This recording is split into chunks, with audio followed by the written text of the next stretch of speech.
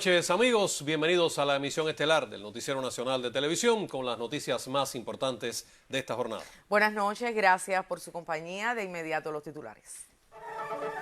Reporta el país 1.537 casos positivos a la COVID-19, la cifra más elevada de contagiados en un día desde el inicio de la pandemia. Denuncia a Cuba impacto del bloqueo estadounidense en conferencia virtual de la Organización Mundial del Trabajo.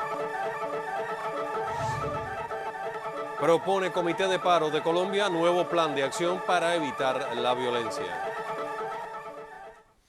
La situación epidemiológica del país sigue siendo muy compleja. Hoy se reporta la cifra más alta de casos positivos a la COVID-19 desde el inicio de la pandemia el pasado año.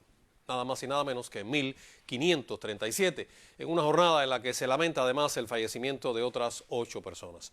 Así se dio a conocer en la conferencia de prensa ofrecida por el doctor Francisco Durán García, director nacional de epidemiología. En Cuba se reportaron 1.537 nuevos casos de COVID-19 al cierre de este lunes. Exhortar una vez más al cumplimiento de las medidas que se conocen, que lamentablemente no se cumplen. Hoy con indicadores nuevamente que expresan lo complejo de la situación epidemiológica que se está enfrentando en nuestro país. Se está enfrentando todavía sin que se puedan ver resultados y todo lo contrario, sobre todo desde el punto de vista del número de casos que se confirmaron en el día de ayer. Es la cifra más elevada que hemos tenido. Se lamenta el fallecimiento de 8 personas. Reiterar la necesidad de que se protejan todas las personas y si es que ya no podemos decir que las de determinada edad, los que tienen estas comorbilidades, indiscutiblemente que lo de las comorbilidades son todavía más vulnerables a una evolución desfavorable, pero realmente el comportamiento que está teniendo el virus en el mundo y en nuestro país, porque no es un problema de Cuba solamente, pues realmente hace que nos tengamos que proteger todavía mucho más de lo que en un momento determinado realizamos. Así lo informó el director nacional de epidemiología del Ministerio de Salud Pública, doctor Francisco Durán García, en la conferencia diaria sobre el curso de la pandemia en el país. El especialista detalló además por provincias la situación de pacientes confirmados.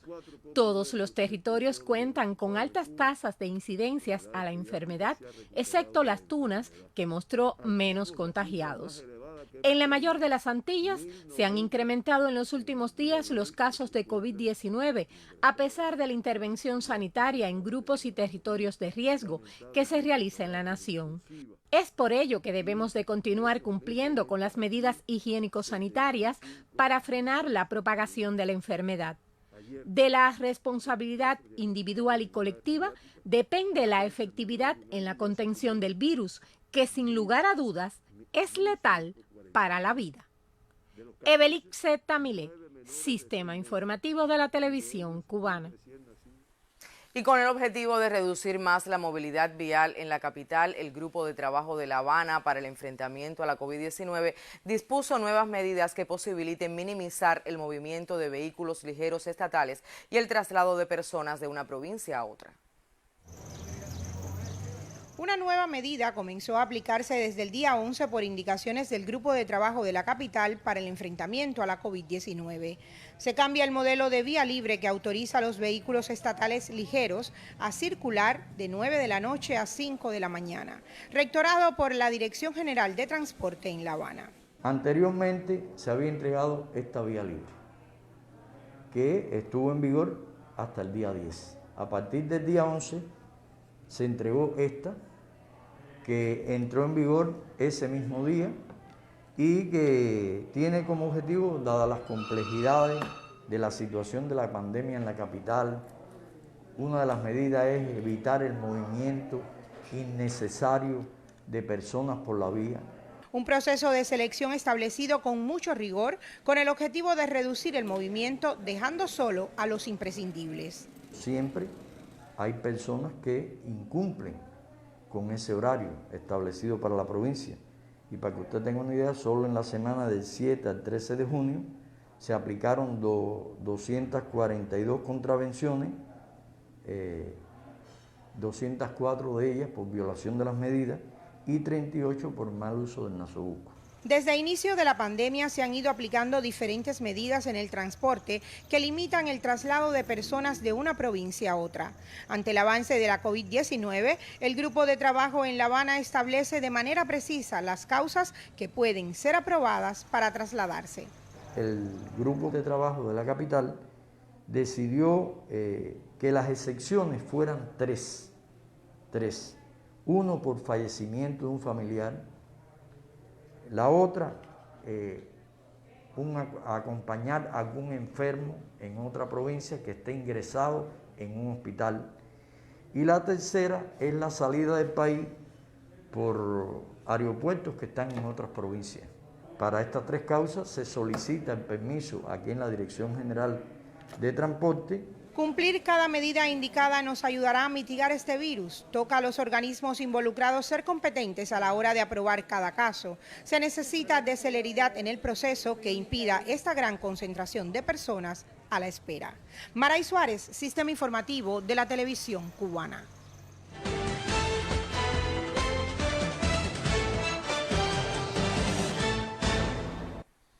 El Comité Nacional del Paro de Colombia anunció nuevas estrategias de lucha para evitar la violencia y los asesinatos que se producen a raíz de la represión estatal contra los manifestantes. Informaron la suspensión temporal de las movilizaciones de los miércoles que ocurren en el país desde el pasado 28 de abril.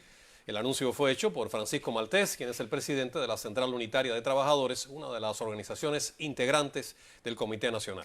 Para el próximo 20 de julio se convocó a un gran concierto para conmemorar el año de presentar el pliego de emergencia ante el gobierno nacional.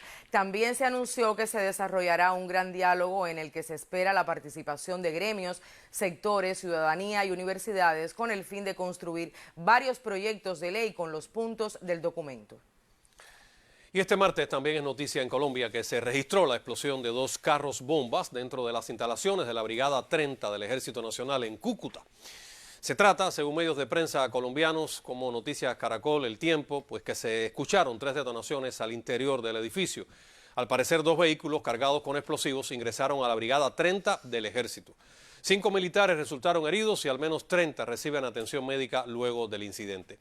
Esta unidad militar es la más importante del nororiente colombiano, pues desde allí se coordinan todas las operaciones contra el Ejército de Liberación Nacional, las disidencias de las Fuerzas Armadas Revolucionarias de Colombia y los pelusos. La Oficina de Naciones Unidas en Haití expresó su preocupación por el recrudecimiento de la violencia de las bandas armadas contra los civiles y pidió que cesen las agresiones. En un mensaje publicado en Twitter instan a todas las partes a detener la violencia y permitir el acceso de ayuda humanitaria a las poblaciones necesitadas. Cerca de 2.500 personas tuvieron que huir de sus casas en medio de los enfrentamientos entre grupos armados por el control de Martizán, que une Puerto Príncipe con los departamentos del sur. China rechazó la postura de la Organización del Tratado del Atlántico Norte, OTAN, al denominarla como un desafío sistémico para la seguridad de los países miembros y el orden internacional. El Ministerio de Relaciones Exteriores aseguró que su desarrollo y modernización militar es de naturaleza defensiva, justificada y transparente.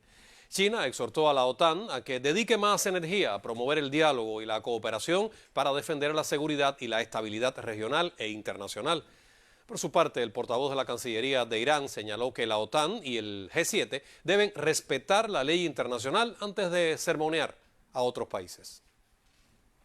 Las fuerzas de seguridad de Israel atacaron este martes a manifestantes palestinos en Jerusalén ocupada, quienes rechazaban una marcha de colonos israelíes. Los manifestantes consideran la marcha como un acto de provocación hacia los musulmanes y contra sitios sagrados como la mezquita Al-Aqsa, así como una agresión israelí. Organizaciones palestinas consideran que la intención real del desfile es mostrar el respaldo de los colonos a los planes de limpieza étnica que promueve Israel en los territorios ocupados. Obviamente no podemos hacer investigación en los Estados Unidos, que es una de las plazas donde más se usan los medicamentos biotecnológicos. Nosotros sí tenemos una empresa mixta con Estados Unidos, pero solamente nos permite hacer investigación clínica con unos medicamentos que se aprobaron bajo una estricta licencia del Departamento de Estado y del Departamento del Tesoro, o sea, una licencia de la OFAC, que es la Oficina de Control de Activos Extranjeros. Fuera de esos 4 medicamentos, otros medicamentos que son muy buenos, que sabemos que funcionan, no se pueden usar en los Estados Unidos. Por tanto, y además el pueblo norteamericano también se afecta porque no tiene derecho a medicamentos que tienen demostración de eficacia y que son medicamentos muy seguros. Una de las moléculas más conocidas es el nimotuzumab, es un monoclonal que no está en el marco de la empresa mixta y que tiene registro en más de 25 países del mundo y por tanto sabemos que funciona en muchas indicaciones tumorales. El bloqueo también es un virus.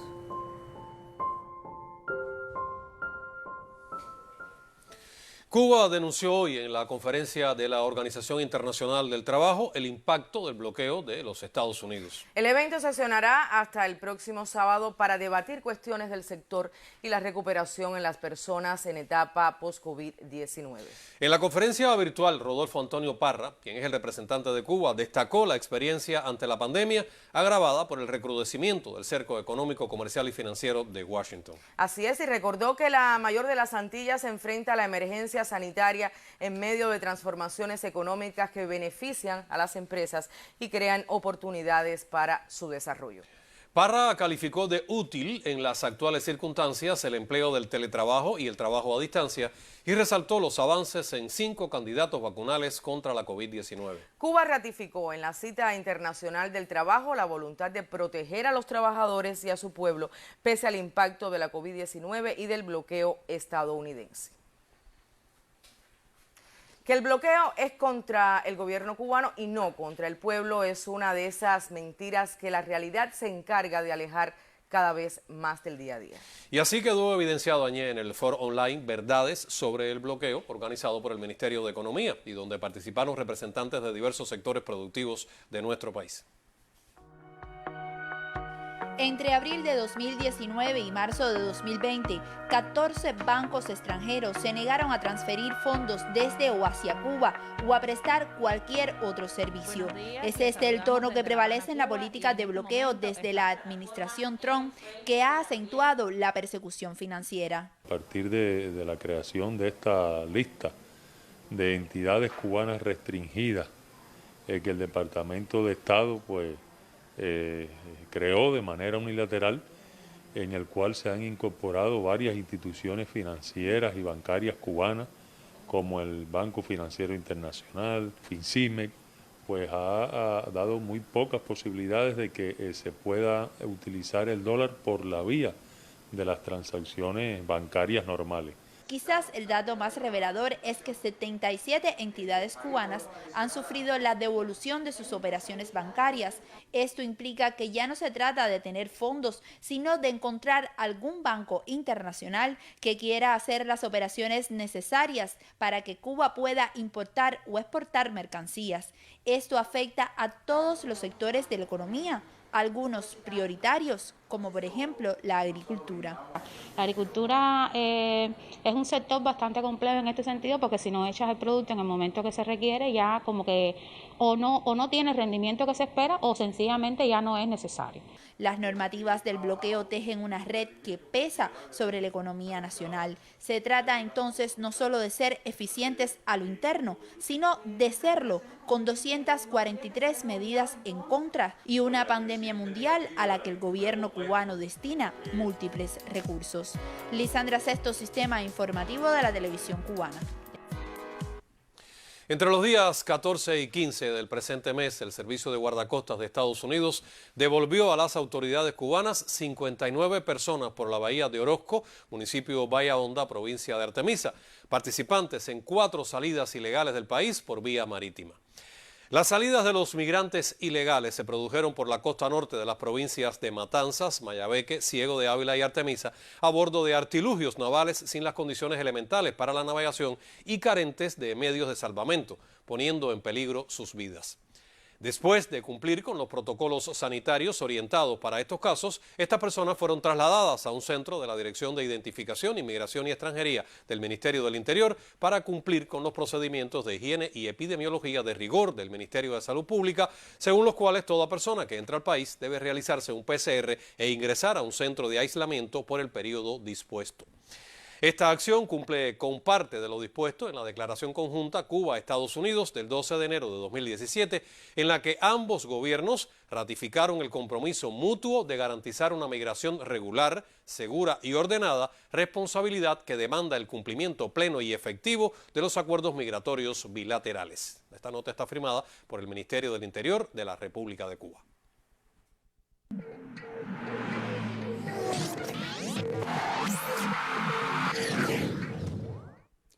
Muy buenas noches. El deporte cubano no escapa al bloqueo impuesto por Estados Unidos. Tan solo entre abril de 2020 y marzo de 2021, el sistema deportivo cubano dejó de ingresar unos 6 millones de dólares por causa de esta ley. El colega Andy José Rivera nos ejemplifica a través del béisbol. Nuestro pasatiempo nacional enfrenta en su quehacer diario el impacto del bloqueo económico, comercial y financiero impuesto por el gobierno de los Estados Unidos. Muestra de ello es la imposibilidad de efectuar el cobro por concepto de formación de atletas a los clubes de Japón en los 2 últimos años. Hasta 6 jugadores tiene la mayor de las Antillas insertados en el béisbol japonés mediante la política de contratación del INDER. Sin embargo, la persecución financiera a los bancos evita las transacciones a las cuentas de la Federación Cubana de Béisbol. Esto obliga a buscar alternativas, entre ellas la entrega de ese dinero a un tercero para la compra de recursos destinados a la serie nacional, lo cual encarece aún más el valor de estos implementos. Tomemos como ejemplo la importación de pelotas. Las famosas Rawlings bien pudieran ser empleadas en los campeonatos domésticos. Sin embargo, el mismo bloqueo prohíbe esa comercialización en Panamá. Por ello, Cuba se ve maniatada y acude a la Teammate con precios similares pero importadas desde Asia.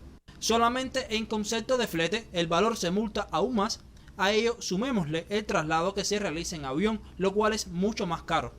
Y es aquí donde se afecta directamente la pirámide de formación, privada entonces de implementos por sus altos costos en el mercado internacional accesible para Cuba y la falta de liquidez por el propio bloqueo. Andy José Rivera, Sistema Informativo de la Televisión Cubana. Este martes se celebró el segundo juego de una serie de partidos de preparación entre el equipo Cuba, que asistirá al torneo del Caribe de Curazao, y la preselección de Industriales en el Estadio Latinoamericano. El desafío concluyó con triunfo para los internacionales de 12 carreras por 0. Fran Madden se anotó el triunfo en choque donde Yadier Martínez y Jonathan Carbó también subieron a la lomita. La sacaron del parque Guillermo García con su tercer jonrón en 2 juegos y Yasnier González con el segundo. Otros destacados fueron Juan Carlos Arencibia, Joel Quisquiver y Denis Laza con 2 hits per cápita. De la Eurocopa, hoy arrancó el Grupo F para sellar la primera fase de la etapa clasificatoria. Portugal se impuso a Hungría por 3-0 para arrancar la defensa del título que obtuvo en la pasada versión. Los goles llegaron en los minutos finales después de un juego trabado, cuando Rafael Guerreiro abrió el marcador y Cristiano Ronaldo lo cerró por partida doble. El delantero luso se convirtió en el máximo artillero del certamen continental con 11 dianas, por encima del francés Michel Platini. En tanto, Francia superó a Alemania con la confianza que le hizo campeona del mundo. Levantó un muro atrás y rentabilizó una acción desafortunada de Hummels para el tanto que definió las acciones. La victoria deja a los campeones del mundo segundos de la llave, con los mismos puntos que Portugal. Su próximo partido será ante Hungría el próximo sábado y ese mismo día portugueses y alemanes se verán las caras. Con esta información concluye esta cita dedicada a los deportes en el Estelar. Buenas noches. También para ti, Ale. El jefe de la Comisión Permanente para la Implementación y Desarrollo de los Lineamientos, Marino Murillo Jorge, ratificó hoy que el 30 de junio vence el plazo para aceptar en tiendas y establecimientos el CUC en efectivo en poder de la población. En su cuenta en Twitter, el funcionario señaló que la recogida de esa moneda ha transcurrido según lo previsto. En otro tuit hizo referencia a la aprobación por el Consejo de Estado de un decreto ley que tuvo en cuenta las dificultades creadas por la actual pandemia, en virtud del cual se extendió 180 días el canje por CUP peso cubano en las agencias bancarias.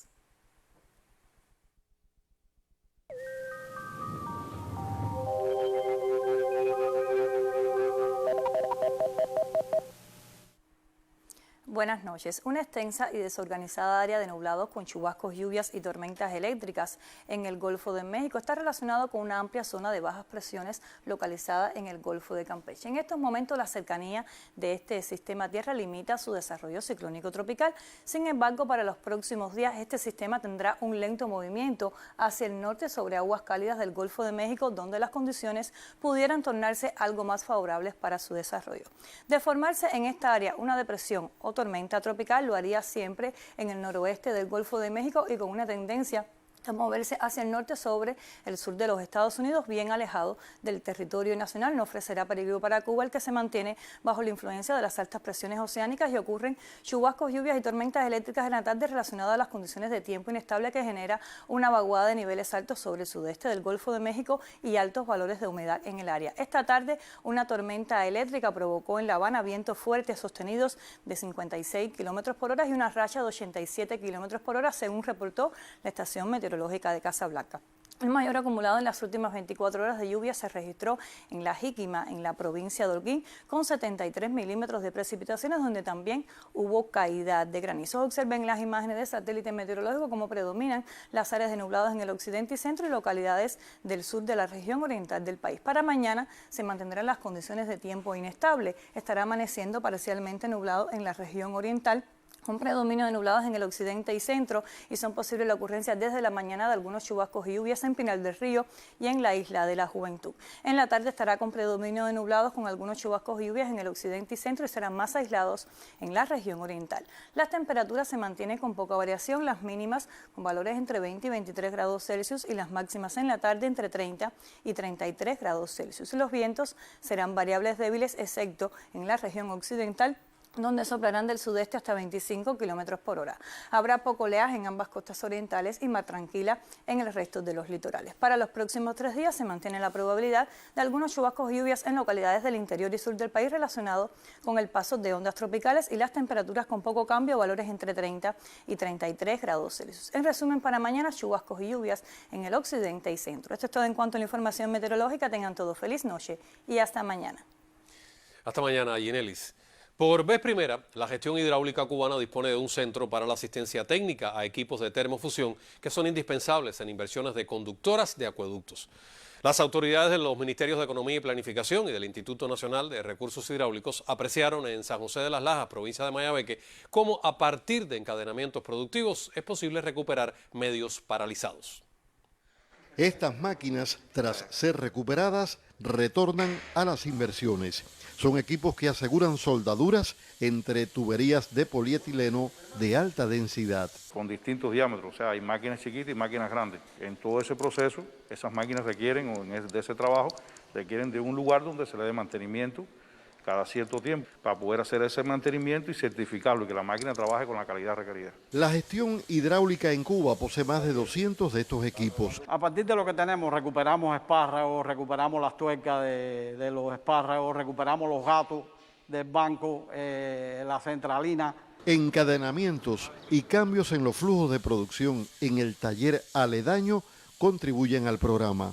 Ahorramos tiempo, ahorramos equipo y ahorramos dinero también. Innovación tecnológica, ciencia y voluntad van implícitas en cada medio recuperado. Hemos visto aquí cómo se están recuperando bombas, se están recuperando las máquinas de termofusión, se están recuperando incluso las grandes zanjeadoras, permitiendo utilizar capacidades que hoy estaban prácticamente descontinuadas. Y todavía se puede hacer más, se puede lograr mucho más encadenamiento, se está trabajando con la UIN, con el sector no estatal, para lograr muchos componentes y piezas que pudieran producirse en el país y que permitirían poner de alta muchos de estos equipamientos que podían tener un nivel de vida, un nivel de explotación un poco más largo. Hasta este 15 de junio, 17 máquinas de termofusión han sido recuperadas. En el caso de los equipos de bombeo, son más de 50 procedentes de todas las regiones del país, los rehabilitados cada mes.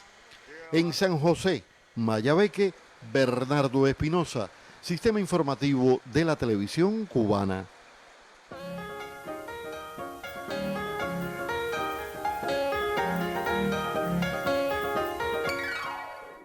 Buenas noches. El Premio Celestino de Cuentos se desarrolla en Holguín y rinde homenaje al centenario del guatemalteco Augusto Monterroso y al aniversario 35 de la Asociación Hermanos Saiz. Del 14 al 18 de junio, el 22º Premio Celestino de Cuento vuelve a centrar las miradas de los jóvenes escritores de todo el país. El certamen, organizado por la sección de literatura de la Asociación Hermanos Saiz y el sello editorial La Luz, se desarrolla a través de las redes sociales y cuenta con un amplio programa que incluye presentaciones de novedades, talleres, lecturas, paneles y audiolibros. Traemos un taller de narrativa que será moderado por la periodista y escritora Lisette Prego y que realizaremos vía chat de Telegram en el grupo de Ediciones La Luz. También estaremos realizando paneles, en este caso uno dedicado al centenario de Augusto Monterroso y La brevedad, en el que hablaremos sobre la literatura de minificción. El evento se prestigia con un jurado compuesto por los destacados intelectuales Emerio Medina, Dasra Novak y Rafael de Águila, quienes darán a conocer el fallo de manera online el último día del concurso. Desde Holguín, Bernardo Cabrera para el Sistema Informativo. El Centro de Desarrollo de las Artes Visuales abrió nuevos perfiles en Instagram. Se trata de Sala Negra, que tiene carácter expositivo, y Ciclos, que exhibe cápsulas temáticas y memorias documentales atesoradas por la institución. El perfil de Ciclos en Instagram muestra una serie sobre el diseño y otra dedicada al centro de documentación. Por su parte, Sala Negra presenta la primera experiencia de un performance en Cuba concebido para la red. Visceral es el título de esta propuesta del joven artista Miguel Osorio y la curadora Meira Marrero. También se encuentra disponible en esa cuenta la exposición Habana 0 a 0 de Claudio Sotolongo. Más noticias. La película cubana Buscando a Casal del cineasta Jorge Luis Sánchez opta por varias nominaciones en la 8ª edición de los Premios Platino del Cine Iberoamericano. El largometraje dedicado al poeta modernista cubano Julián del Casal podría competir en las categorías de Mejor Música Original, Interpretación Masculina y Femenina, Mejor Dirección de Montaje, Arte y Fotografía. El filme integró la selección oficial del Festival Internacional de Nuevo Cine Latinoamericano de La Habana en 2019 y en el presente año resultó precandidato a los Oscar. Y con esta información finalizan las notas culturales en el Estelar. Buenas noches. Buenas noches, Esther. El cuarto informe nacional sobre desarrollo humano, Ascenso a la Raíz, la perspectiva local del desarrollo humano en Cuba, se presentó este martes en la capital del país. La publicación destaca que el liderazgo de los gobiernos municipales y la ampliación de sus facultades son indispensables para su empoderamiento del desarrollo humano a nivel local. Ascenso a la Raíz, la perspectiva local del desarrollo humano en Cuba, centra los análisis en los municipios, las relaciones sociales, prácticas culturales y potencialidades económicas. Elaborado por el Centro de Investigaciones de la Economía Mundial, el Programa de las Naciones Unidas para el Desarrollo PNUD y varias instituciones nacionales, el cuarto informe ubica a las personas en el centro de los procesos de desarrollo con enfoque sostenible. En el caso cubano, incorpora dos innovaciones.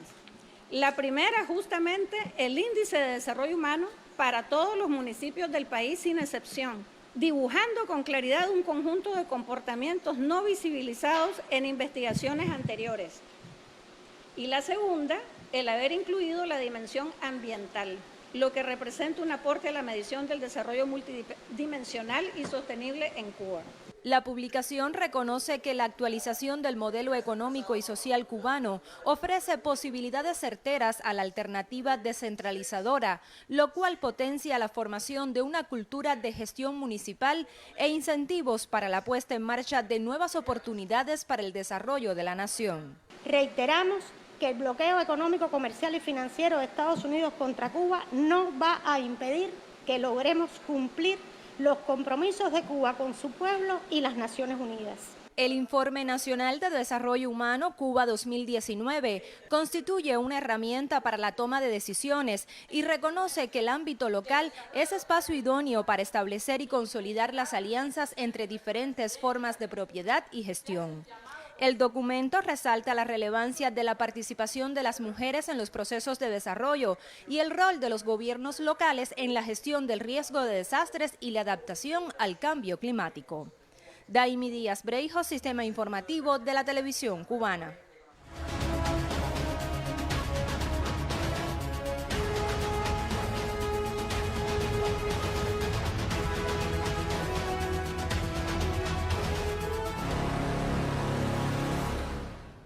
Y como les informamos al inicio, Cuba registró al cierre del lunes 1.537 nuevos positivos a la COVID-19.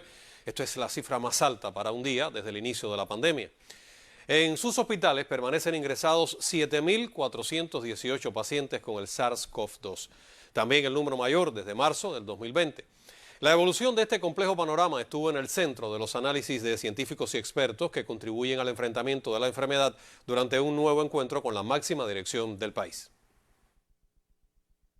Cuba mantendrá en las próximas semanas una tendencia al crecimiento de los confirmados con la COVID-19 en casi todos sus territorios, incluso en aquellos que parecían tener la situación controlada.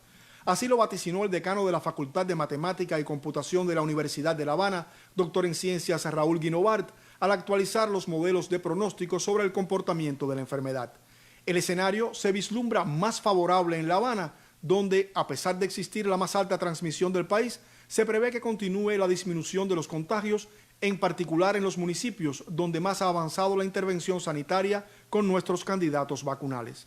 Destacó el experto que la recuperación se mantuvo en torno al 95% durante la semana anterior, lo que ratifica la efectividad de los protocolos médicos. No obstante, el alto número de fallecidos evidencia la peligrosidad del virus. Ante la proximidad del Día de los Padres y del verano, Guinovart llamó a no confiarse y a atender y cumplir las medidas de restricción.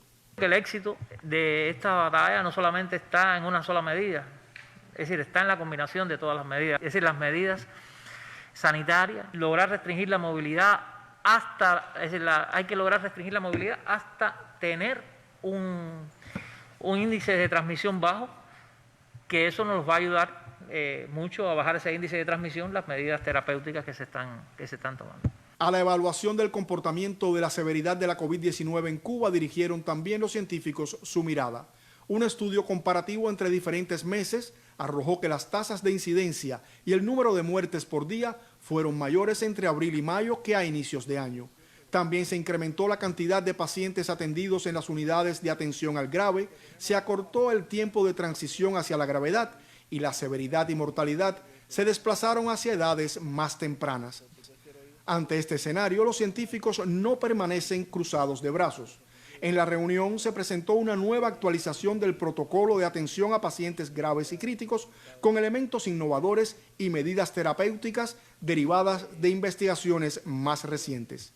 Con el nuevo protocolo 1.7 y en esta presentación se definen 3 pilares estratégicos para mejorar los resultados clínicos e incrementar la supervivencia de los pacientes graves y críticos con COVID-19. Se describen los nuevos enfoques de clasificación y tratamiento para estos pacientes basados en la mejor evidencia científica disponible e integrado con la experiencia acumulada en el país durante 15 meses de pandemia. Se mantienen los tratamientos comprobados beneficios para el enfrentamiento y tratamiento de la COVID-19 en estos pacientes y se proyectan los beneficios clínicos esperados con los cambios introducidos. El presidente cubano llamó a reforzar la exigencia y la responsabilidad individual y colectiva ante la desfavorable situación epidemiológica por la que atraviesa el país. Nuevamente destacó el aporte de científicos y expertos en el combate a la epidemia. Hay un reconocimiento también al esfuerzo que han hecho, a las condiciones en que han tenido de trabajar, también la respuesta que han dado, porque nosotros tenemos mucha insatisfacción por una sola muerte. Lo que pasa que hoy en la estadística lo que tenemos es que somos de los países que más salvan de los que enferman, todavía con niveles superiores al 94% de los que salvamos con relación a los que enferman. Y que tenemos toda la posibilidad con estas nuevas investigaciones que se han hecho, los nuevos ensayos que se están haciendo, de robustecer aún más los protocolos de atención al paciente grave, que nos debe conducir a mejores resultados. Pero hay mucho que trabajar, no podemos confiarnos, hay que seguir alertando con la percepción de riesgo y con la responsabilidad que asumimos todos los cubanos. Tenemos una comunidad científica que está de llena, volcada con todos los saberes a este trabajo y que ha ido aportando resultados, y ahora en una situación más retadora aún tenemos también que lograr dar la respuesta para este momento. El mandatario encabezó también, junto al primer ministro Manuel Marrero Cruz y el vicepresidente Salvador Valdés Mesa, la reunión del Grupo Temporal de Trabajo para la Prevención y Control de la COVID-19. En el encuentro, el jefe de gobierno llamó a cumplir con rigor y efectividad los protocolos y planes establecidos para el enfrentamiento a la enfermedad. Resaltó el papel que deben jugar en ello los municipios. centrar el protagonismo en el enfrentamiento del cumplimiento de lo establecido en el municipio, en los municipios. No podemos ganar esta batalla esperando a ver qué es lo que se dice desde la provincia y mucho menos desde la nación.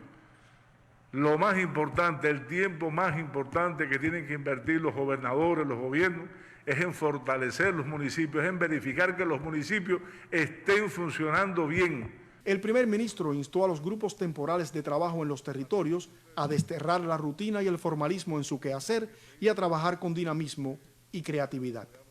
Nosotros le estamos recomendando a todos los grupos de trabajo temporales en cada uno de los territorios revisar los métodos de dirección que se están siguiendo para el control y el enfrentamiento a la COVID. Revisar y actualizar los planes de enfrentamiento a nivel de provincia y a nivel de municipio.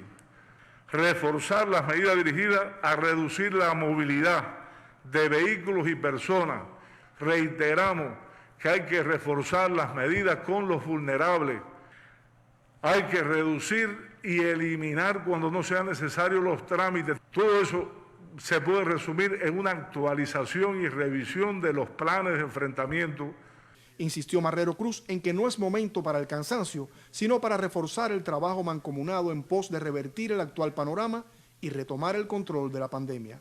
Héctor Martínez, Sistema Informativo de la Televisión Cubana. Finaliza así la emisión estelar de martes. Por su atención, muchas gracias. Pasen buenas noches, cuídense. Ya lo escuchamos, la comunidad científica y nuestros médicos están luchando contra la COVID, pero el éxito empieza por nosotros. La victoria está en cada uno de nosotros. Por eso decimos, si usted gana, ganamos todos. Buenas noches.